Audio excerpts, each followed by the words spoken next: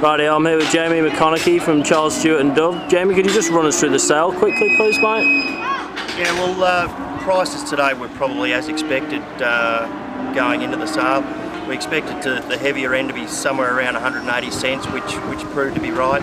They fluctuated either side of that, but basically that's where they stood at 180 cents. And as we got onto the smaller cattle, of course, we were consistently around the $2 mark. So it was a pretty solid sale. It was a bid in for everyone, bid in for the buyer and the seller. But all in all, without the northern support, we were pretty happy with the day's results. Now, last week's sales at Caston and Hamilton, did they have an impact on prices at all? Yeah, look, certainly it does. You know, when you've got so many weaner cattle hitting the market all at once, it does have an impact, particularly when you're only relying on Victoria.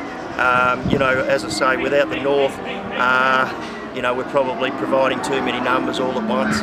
Now, was there a difference in price between the weaned and the unweaned cattle, Jamie? Or? Look, yeah, there was. I thought that, but not as great as sometimes. I think, again, when the north are in play, they require weaned cattle only. But today, without their support, it wasn't as evident what we have seen in recent years. Yeah, but still certainly a difference. What percentage of unweaned cattle were there, would you estimate?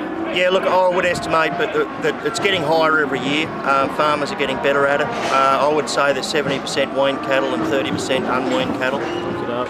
Now, in terms of the breeds, the Herefords were a little bit back. Angus did probably the best, and then Charolais were probably a little bit further back than the Angus.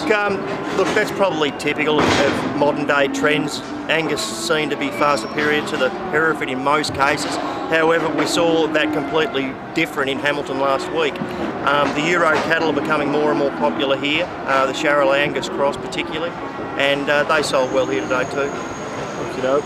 Now, why was the lighter cattle fetching sort of towards closer to $2 rather than the heavier stuff? It just comes back to everyone's spending ability. More people have got $400 or $500 in their pocket rather than $750. So it just comes back to you know, individual financial, you know, deposits basically. Yeah.